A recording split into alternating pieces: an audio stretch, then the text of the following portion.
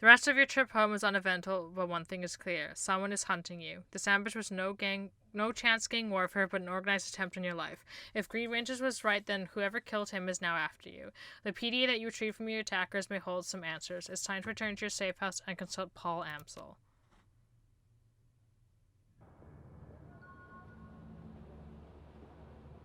Come on. Let's see if anyone else has something to say. How's Alexander doing? Organization, donations. The work program has been a rousing success. At this point, we only have one more goal in mind to round out the year. I've been in negotiations with Herr Biragasi to lease another building in the Cruise Bazaar. The construction is much more modern and sturdy than our old shelter. Our people would be better protected there. In addition, the extra floor space would open up a host of new options for our organization. One other thing, Afer, if we reach this goal, I would like to name the building after you. You are, after all, our primary benefactor. With 500 neo, we can make the purchase. Whatever you spare will be most appreciated.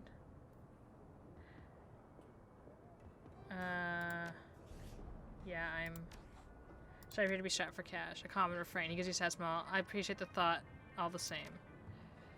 Well, I'm gonna go get my fucking money. And then maybe I'll be able to give it to you.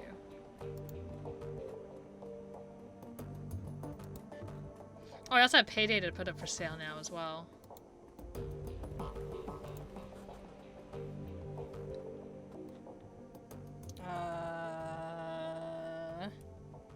Shadowrun BBS, post Payday for sale from Sharing Pharma. Search BBS for I'm gonna look at that in a minute. Checking about for new messages. You have 2 unread messages. Ree still alive. Jaina to Afer. I guess that I should thank you. You got me out of that horrible job alive. I don't think I could have made it out on my own.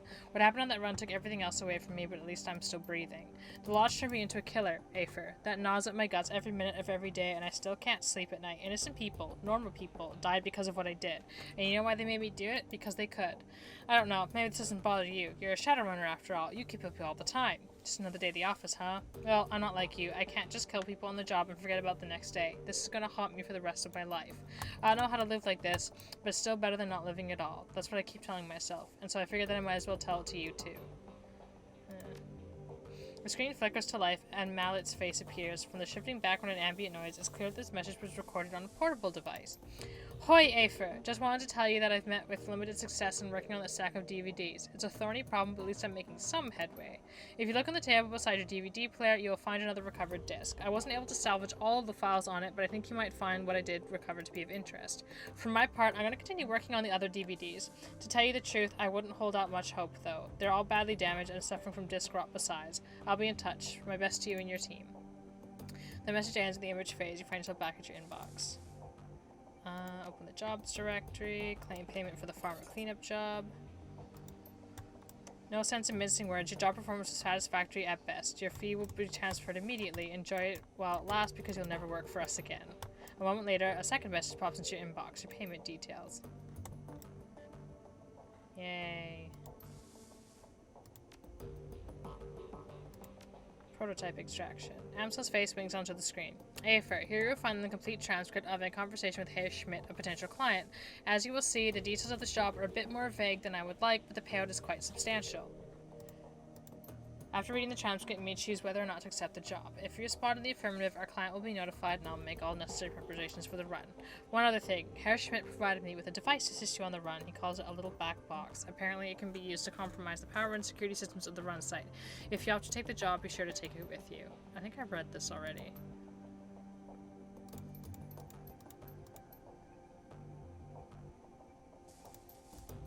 Yeah, I think I did that already.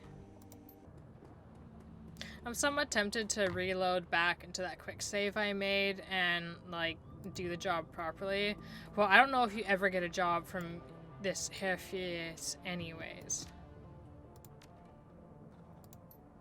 There you go.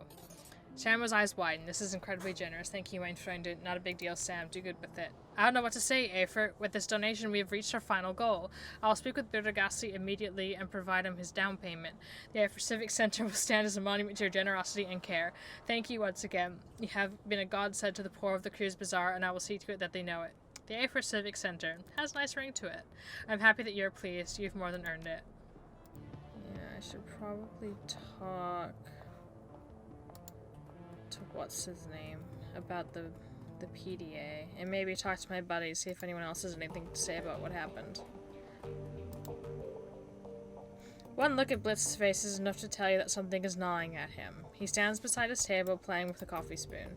Hoi, Afer, what you need? What's going on, Blitz? Well, Chief, I hate to admit it, but I might be in a little bit of trouble here. You don't say.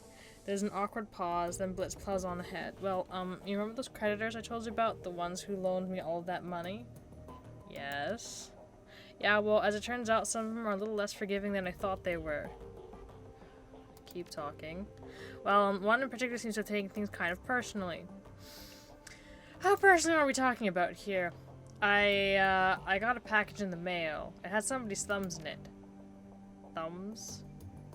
Yeah, thumbs. They came in a cigar box packed in salt. I have no idea who they belong to. I'm pretty sure they're meant to convey some sort of message. Really? You think so? He nods gravely. Yeah, I'm almost certain of it. I don't want to lose my thumbs, Chief. I like my thumbs. I think that I need to pay this guy back. Luckily, I've got a plan. I know how to get myself out of hot water with Meat Grinder. I've got it all specced out. Let me get this straight. You took a loan from somebody named Meat Grinder? Hey, Chief, come on. I feel bad enough about this already. There's no need to rub it in. Anyways, like I was saying, I can make it all right again, but I'll need your help to do it. I'm listening. Well, there's this group out in Dragonfall. They call themselves the Landenberg Ring. They're a financial crime organization, and there's a lot of bad blood between them and Meat Grinder's operation. Anyways, back when I was running with the Schwarzhausen, I laid out the groundwork for a hit on the Landenberg Ring.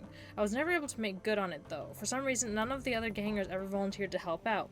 With your help, I could steal enough money from them to cover my debt, and get myself back into the Meat Grinder's good graces in the process.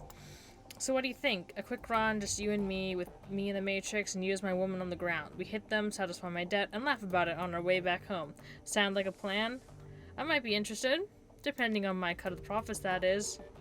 Chief, there won't be any profits. At least not for us. The money that we suck out of this place has to go to Grinder. All of it. Well, then you can find yourself another partner. Nothing personal, but I don't stick my neck out unless I'm getting paid.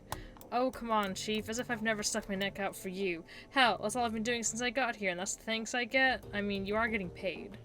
Alright, calm down. If this will get Meat Grinder off your back, I'll help you with it. Alright, thanks, Chief, and yeah, you're right, I do. Now, if you'll excuse me, I've got some last-minute stuff to take care of before we get started. Alright, meet you at the U-Bahn. Oh, no, not as such, Chief. I won't be physically going to Dragonfall. I've seen enough of that place for one lifetime. I'll be jacking in from a terminal that I set up here in Cruise Bazaar. Great. Okay, well, I guess that I'll send you a comm when I get there. Sounds good, Chief. Thanks again.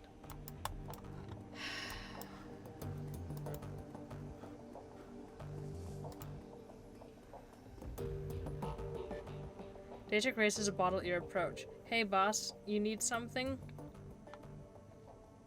I was thinking about what you told me earlier. You said that your idol was going to make you pick a fight that you couldn't win. He shrugs. It's bound to happen eventually, probably sooner rather than later. Isn't there something you can do to stop that from happening?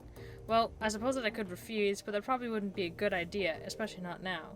Remember, boss, the Dragon Slayer is where my magic comes from. If I turn away from him, you better believe that he'll turn away from me. Besides which, I don't know if I can refuse him anymore. He's been with me for so long, I don't know where he stops and I begin. He grins at you. Don't worry about me, boss. I've known that this was coming for my entire life, and when it happens, I'll go down in a blaze of glory the likes of which you can't even imagine. What if you were to pick a fight with a different kind of dragon? Say, maybe a gang or a corporation. He pauses for a moment. That's an interesting idea. If it were big enough and heinous enough, he might be satisfied. I've never tried to bargain or negotiate with the Dragon Slayer before. I'm not sure how I feel about it, and I don't know how he'd take it either. The Dragon Slayer doesn't like to be questioned, and his temper's even shorter than mine. But I'll tell you what, boss. I'll think about it. You can't really believe that your idol wants you to commit suicide. Of course not. The Dragon Slayer doesn't want me to die. But he does want me to kill dragons. That isn't supposed to be safe or easy. It isn't my idol's fault that I'm getting too old to keep up with his wishes. Any updates on Alexander? Nothing new. He's still adjusting. Do you have any thoughts on the last run? Hell of a thing, wasn't it? That run made me glad that I don't have to spend a lot of time in hospitals, I'll tell you that much. There wasn't a single aspect of that building that didn't make me feel uneasy. You weren't there, though. He shrugs. Anyway, that sick bastard of a rigger is dead and we got paid. Feels like a win to me. Alright, nothing now. What does, I find it interesting that I think none of the people you run with like the rigger guy. They're like, all like, wow, that's fucked up.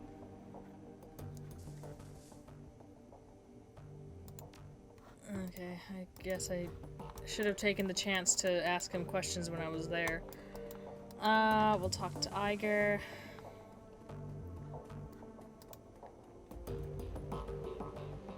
Said we'll talk to Iger, thank you. Iger offers you a shallow nod. Afer. Any thoughts about that last run? She shrugs. It was a nice change of pace. A simple job with a straightforward objective. I'm not happy with the hit that our reputation took. You shouldn't be either. We need our clients and we can't afford to get blacklisted. But at least you did the right thing in the end. Do you trust me, Iger? She pauses for a moment, considering. Finally, she nods. Yeah. Yeah, I do. You've earned that much. I haven't always agreed with your decisions, Afer, but you've proven your competence. It's only fair for me to acknowledge it. Then tell me what happened to your team. This again. Why do we even care, Afer? Because it's pretty clear that if you had your way, you'd still be with them, and a good leader places a priority on knowing her team. She slowly nods. Alright, I'll tell you. I suppose that you deserve to know. What happened to us was Hoffman. He was a rookie, the kid of some big money corporate exec. He looked good on paper and he made it through KSK training, so he was technically qualified to join a team, but he was way too green to fit in with ours. Still, he wanted to be a hero and his family had enough clout to get him an assignment of his choosing. I don't know how many strings Hoffman Daddy had to pull to get him assigned to our team, but he pulled them. Hoffman became our ninth squad mate despite Metzger's objections. Anyway, flash forward a few weeks, we were closing in on one of the Russian mob's major trafficking operations. They'd been using a series of warehouses 50 miles from the border as a staging area for their convoys. Women and girls from Eastern Europe were being housed there. When the convoys came, they'd be crammed into cargo containers and hauled across the border into Germany. Go to any brothel along the border and have a look around. Chances are you'll find at least a few girls who spent some time in those warehouses. Slovakians, Hungarians, Poles, you name it. The mob had been smuggling them for over decades. But we were in a position to derail the operation and we weren't going to let a new addition slow us down. We hit them by surprise and we hit them hard. Fisher and Braun managed to take down the Banshee that they had patrolling the site. Wolf had reconnaissance drones overhead providing battle tech feeds to the rest of us and we picked off their gunmen one by one. They had numbers on us but they didn't know where to hit us. We had eyes in the sky and we had cover and concealment. Every time they had thought they had a fix on us, we'd shift position and hit them again. They might as well have been fighting ghosts. Then Hoffman broke cover and gave away our position, and after that all hell broke loose. Wolf went down first. The sound of it will haunt me for the rest of my days. An explosion, a choked scream, and then this long, drawn-out gurgling sound. When he died, his drones went down with him, and there were too many hostiles to track without them. I'll spare you the gory deals, Afer. Suffice to say that my team was wiped out. Iger's face clouds again. You can see the tears beginning to well in her eyes. I watched Metzger die. With a visible effort, she clamps on her emotions and calms herself. When she speaks again, her voice is flat. I took 3 rounds myself. Had to drag myself back across the Oder-Neisse line into Germany. I almost died. So that's the story. My KSK career died with the rest of the team. Our mission was illegal, after all, off the books. There was no going back for me, so I wound up here. She looks you in the eye. Her tone is impassive. Did that tell you everything you wanted to know, fearless leader? Are you satisfied now? Yes. Thank you, Iger. So tell me, what's your takeaway from my tale of woe? I figure you've got to have one.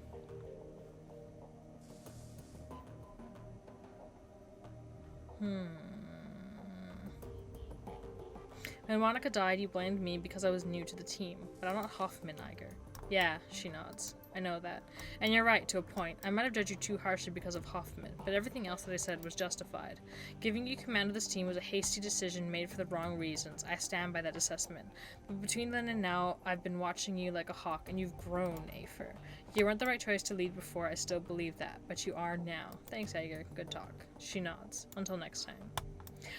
It's like barely been any time at all, so like I don't know where you're getting this like, oh, you've had time to grow into the role idea from. Hey, Glory. Any thoughts about that last run? There isn't much to say. She pauses to study for a moment before continuing. You killed Thorvald. Despite his whining and begging and bargaining, you put him down like a rabid dog. It was a good choice, and it was the right one. She said something to me earlier, and I forgot to read it. You too, Glory. How are things with you? She pauses for a moment, considering. You know what? I'm happy, actually. For the first time in a long time, I have you to thank for that. Are you ready to tell me about that chrome you're sporting? Be patient, Afer. The explanation for that is coming. A look of unease fits across her face. I'm not sure that you're going to like it, though. You needed time, and I gave you time. Are you ready to talk about the Feuerstel yet? Yeah. Glory looks troubled, more so than you've ever seen her before. Whatever memory she's dredging up must be exceedingly painful. I'm not going to lie, I haven't been looking forward to this. But yeah, it's time. Afer, look, I'm about to say some things about myself that might change your opinion of me. It's entirely possible that you're going to hate me based on what's coming up next. I've accepted that, and if that's what happens, I sincerely believe that I deserve it. She looks you in the eye, her expression grim. So tell me, are you sure that you want to keep pushing forward with this? This is important for you, Glory. After everything we've been through, I think that we both know that. Whatever you have to tell me, I'm ready to listen. Thanks, Afer. Thanks for being a friend. So when we left off last time, I just moved from the streets of the Tübingen to the warm, inviting confines of the Feuerstel. Marta and I were happy there for a while, and Harrow embraced me as a long-lost daughter. I should probably take a moment to talk about Harrow. He's going to be an important figure in this story. I don't know what his age was. He seemed old enough to be paternal, but young enough to hang with the kids on something like a peer level. Best guess, I'd say he was in his mid-20s. He was handsome and well-built, with a neatly trimmed beard and thick brown hair, and there was something else about him, something uncanny. Harrow had this charisma, this raw, magnetic attraction that just made people latch onto him. I saw it over and over. All it took was a few words and a pat on the shoulder, and Harrow could have a new convert. The other kids at the farm followed him around like lost puppies. As much as I loved Marta, and as much as I thought she loved me, we forgot all about one another when Harrow was around. All that we wanted was to be close to him, to be part of his inner circle, and soon enough we were. For a girl of 17, it was all terribly exciting.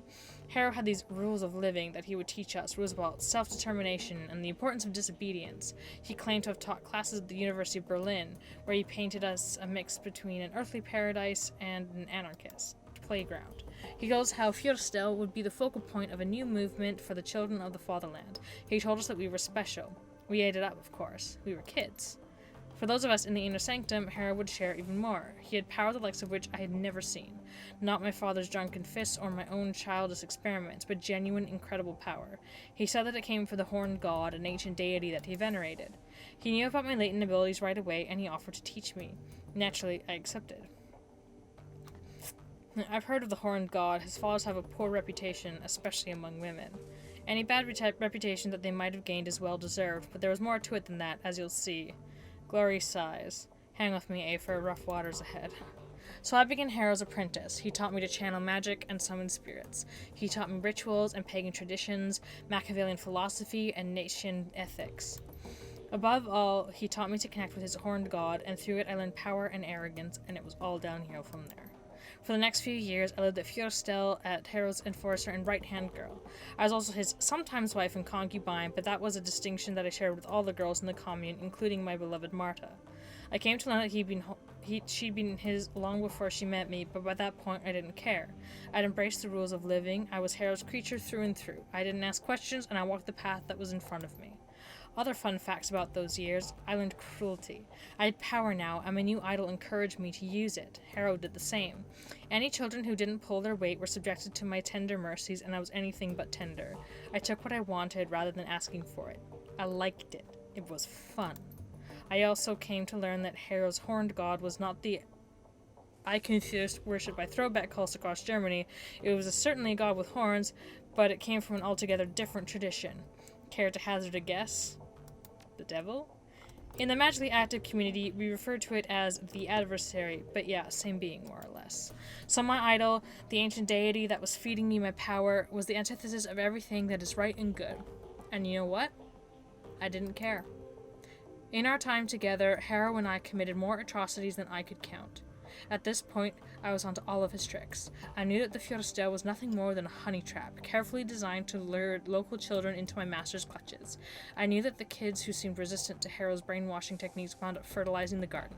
I knew that Harrow's entire manifesto was bullshit. And I knew that through it all, Harrow and the adversary were laughing because I was laughing right there beside them. I don't want to pin the blame for my decisions on anyone but me. That said, I would like to posit that my father's connection to the Great Traitors might have helped play into my willingness to serve the adversary. In my warped, indoctrinated little brain, I equated the church with evil, so the opposite of that, I figured, had to be, well, if not good, then at least not totally bad.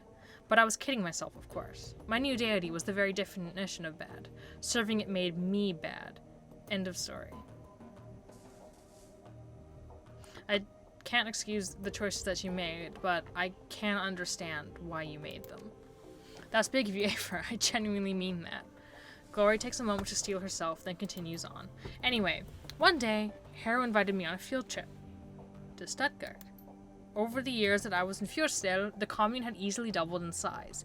I was thriving, all thanks to the efforts of Marta and the girls like her. Harrow would send the girls out to neighboring cities to lure in the street kids that nobody would miss. He targeted children because they were easy to indoctrinate and because nothing makes the adversary happier than the corruption of the innocent.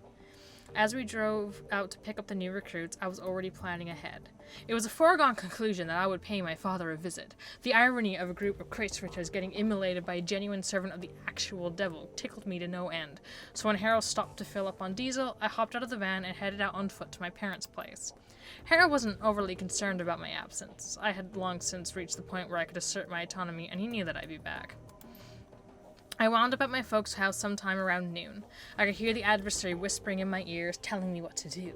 I had long since learned to listen to its voice. It always rewarded me with extra power when I did its bidding, and it told me to knock, so I did. As the door opened, I could feel a torrent of flames welling up in the astral plane all around me. It told me to channel them into the doorway, into my father. So I did. But of course, the person who opened the door wasn't my father.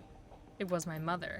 As I watched her flesh blacken and melt, as I heard her scream and I broke into hysterics, I heard the adversary laugh, and at that moment, I realized it was laughing at me.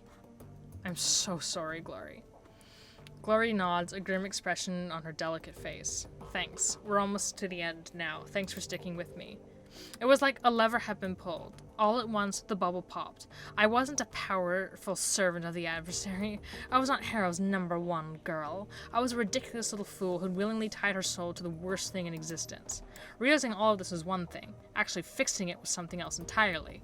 I knew that I had to get away from Harrow. That was the first thing to do. So I bit my lip and did my best to ignore the happy babble of the new recruits on the trip back to Feuerstadt, and I managed to get through the ride without screaming. Once we were back at the commune, I broke into Harrow's safe, stole all of the commune's resources, and ran.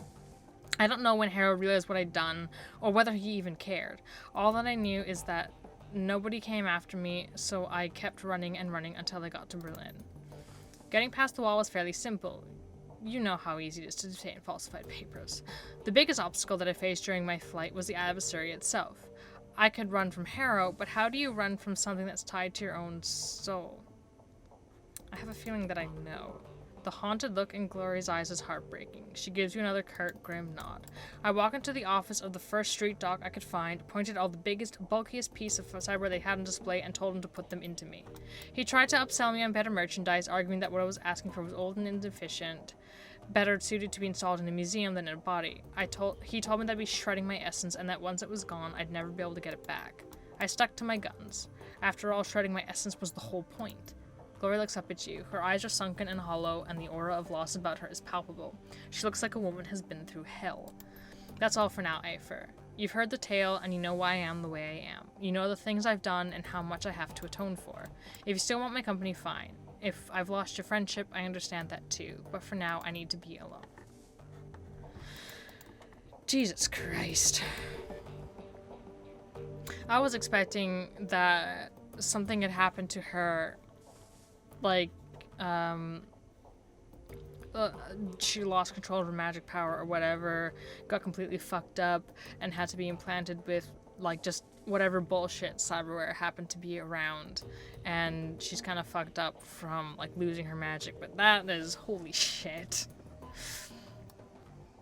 Thread, massacre at Chattanooga schoolhouse. Really attention-grabbing headline, right? That's how the local news has been spitting it. Truth is, the schoolhouse was abandoned years ago and was being used as a humanist recruitment and training complex. Oh, that's probably me. You're kidding me. A friend of mine was going there after class and he said it was just a community center. I know none of you are fans of Humanus, but that entire chapter house got wiped clean. There were probably some kids in there off the street who were just looking for a hot meal. Screw Humanus for exploiting them, but they didn't deserve death. Good riddance to those assholes. Streets are a little safer now that they're all buried. I went trolling on the Humanus board and that place was totally wiped out.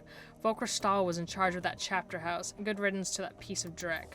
Heh, just got offered a job to geek one of the Humanus' lieutenants. Seems like Stahl is dead and a power struggle is already underway. You taking the job? Not my kind of work, but I gave the Johnson an address to one of your Trick's dead drops. Cheers, mate. Just finished up drinks with a chummer who is doing some biz up there. The real story is Humanus did not want to pay for services rendered and some hired muscle went crazy and took them all out. So the muscle decided taking the whole place down would get the new yen back. Well, that's one way to make a living, I guess. Even if your friend did get screwed out of a bit of new yen, I don't think Humanus would even be worth the bullets, especially that many of them. I mean, some of it was that they had, decided not to pay, but mostly it's because they're pieces of shit. Thread, save the F-state. The time to rise up against the corporations is now. Fight for a free Berlin. You just fall out of a time warp, the war is over and we won. Hard to imagine Berlin any freer, maybe you just need to switch to decaf? As long as any corporation is active anywhere in the F-state, we are all at risk. We must act. Corps are good for business and keep in their little corners. Why do you think we would help you? How naive do you think that they will stay there forever? Don't you see how they're taking the freedom we all hold so dear? Plans are being made across the F-state. With the shadow community on our side, we shall prevail. The F-state has its own way of dealing with those who step out of line. Take your politics somewhere else. Around here, we've got bills to pay. Running on SK. Shice, what a thrill. Had to do a simple data steal on an SK branch office. Turned into an OK Corral shootout. Never seen first response team arrive that fast in my life. Had a Decker off-site running damage control. Managed to distract the second team to a different building while we jacked the car the first team came in. Lesson learned. Simple when it comes to guesses at Seder Crypt. Means something else. You stole the corpse response vehicle? Don't they have trackers on those things? Of course they do. Dumped it off the side of the road with a primed grenade in the back seat just to be safe. Nice one. Bragging about a nearly failed run on SK, is that worth them paying a Decker to backtrace your Shadowrun account? Any idea what valuable data they were hiding in that branch office? No idea. Money was too good to take any chances with it. Safely delivered it and the transfer cleared. Number posts.